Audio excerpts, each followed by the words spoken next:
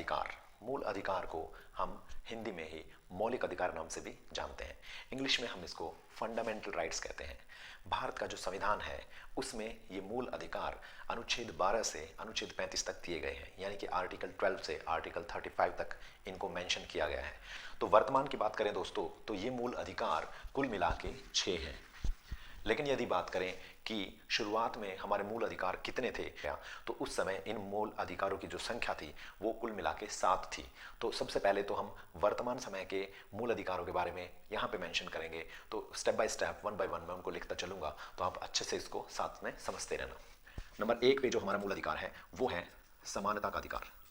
मूल अधिकार में दूसरा है स्वतंत्रता का अधिकार, वो है शोषण के विरुद्ध अधिकार। नंबर 4 है धार्मिक स्वतंत्रता का अधिकार। जो नंबर 5 है वो है सांस्कृतिक एवं शिक्षा संबंधी अधिकार।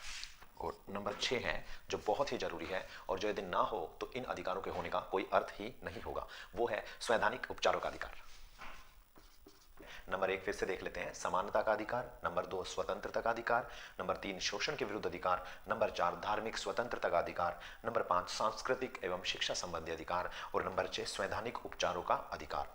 तो अब इससे पहले मैंने आपको बताया था कि हमारे पास मूल संविधान जो था, जो शुरुआती संविधान बन के तैयार हुआ था संविधान सभा द्वारा, उस समय और वहां से लेके कौन से ईयर तक, 1978 तक, यानी कि 1978 तक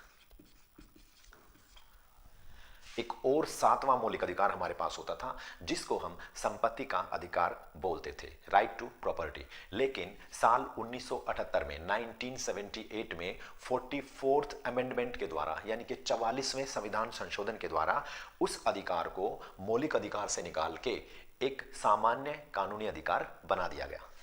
तो अभी हम देख सकते हैं कि हमने लिखे हैं अपने 6 मौलिक अधिकार जो वर्तमान में आपको प्राप्त हैं। तो इनका सोर्स क्या था, ये कहां से लिए, यानी कि हमारे संविधान निर्माताओं ने अलग अलग संविधानों के हिस्सों को पढ़ा, अलग अलग संविधानों को अच्छे से ऑब्जर्व किया, अलग अलग देशों के संविधानों को, जिसमें कि अमेरिका का संविधान भी था, ब्रिटेन का संविधान था, दक्षिण अफ्रीका का संविधान था, आयरलैंड का संविधान था। इसके अलावा सोवियत संघ में जो रूस में, जिसको अब रूस कहते हैं, वहाँ का जो संविधान था, वहाँ के संविधान को भी स्टडी किया।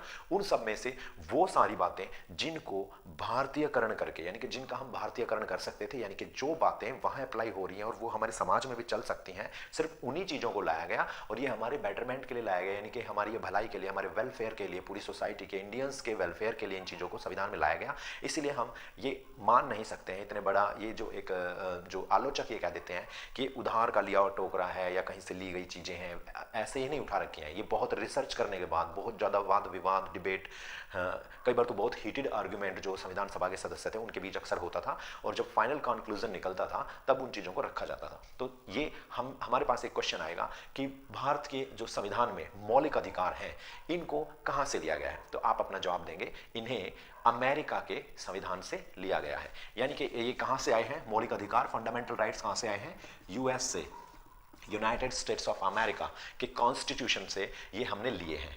कुल कितने मौलिक अधिकार हैं, 6 मौलिक अधिकार हैं। ऐसा कौन सा एक मौलिक अधिकार है जो अब सामान्य कानूनी अधिकार बना दिया गया है, तो आप बताएंगे वो मौलिक अधिकार जो है वो संपत्ति का अधिकार है। संपत्ति का अधिकार, राइट टू प्रॉपर्टी, अब मौलिक अधिकार नहीं है, अब ये एक सामान्य कानूनी अधिकार है। कब इसको बनाया गया, 1978 में।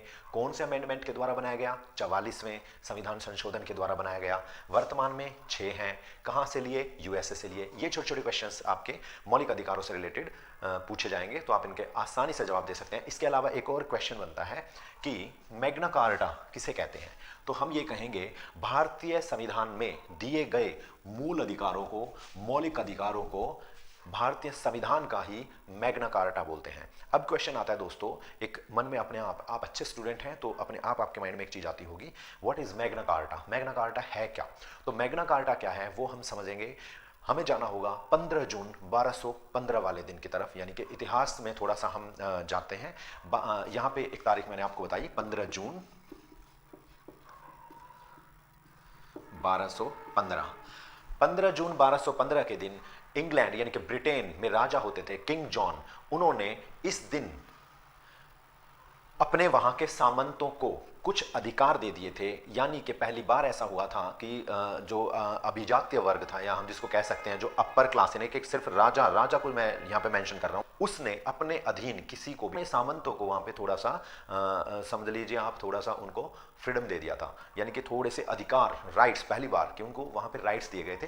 तो इसको मैग्ना कार्टा बोला गया था। और मैग्ना कार्टा जो वर्ड है वो लैटिन भाषा से लिया गया है, ये भी आप याद कर लें, मैग्ना कार्टा वर्ड को लैटिन भाषा से लिया गया है। इसको अब यहाँ पे हम जो एक और बोलते हैं, इसको एक अधिकारों का चार्टर भी बोला जाता है कि ये राइट्स का, आपके अधिकारों का एक चार्ट है, एक चार्टर है। और इसमें मैंने आपको बता दिया किंग जॉन ने सामंतों को अधिकार प्रदान किए थे। इनको इंग्लिश में फंडामेंटल राइट्स बोला जाता है। भारतीय संविधान में इनको लिया गया, तो इनको यूएसए के कॉन्स्टिट्यूशन से स्टडी करके लिया गया था। और पहले मूल संविधान में ये जो टोटल अधिकार थे ये 7 थे। बाद में इनकी संख्या अब हमारे पास जो वर्तमान में है वो 6 है। 7वां जो मौलिक अधिकार था उसको 1978 में 44वें संविधान संशोधन के द्वारा हटा दिया गया था मूल अधिकार से, और आज भी ये एक सामान्य कानूनी अधिकार है। और ये मूल अधिकार जो है, मौलिक अधिकार जो है, इनको भारतीय संविधान का मैग्ना कार्टा बोलते हैं। मैग्ना कार्टा क्या था? मैग्ना कार्टा वो एक चार्टर था जिसमें इंग्लैंड यानी कि ब्रिटेन के 15 जो राजा थे, किंग जॉन, उन्होंने 15 जून 1215 को अपने अधीन सामंतों को कुछ अधिकार प्रदान कर दिए थे। तो आपको वीडियो कैसी लगी प्लीज़ कमेंट करके कमेंट बॉक्स में ज़रूर बताएं। वीडियो को लाइक करें, चैनल को सब्सक्राइब करें। Thank you so much.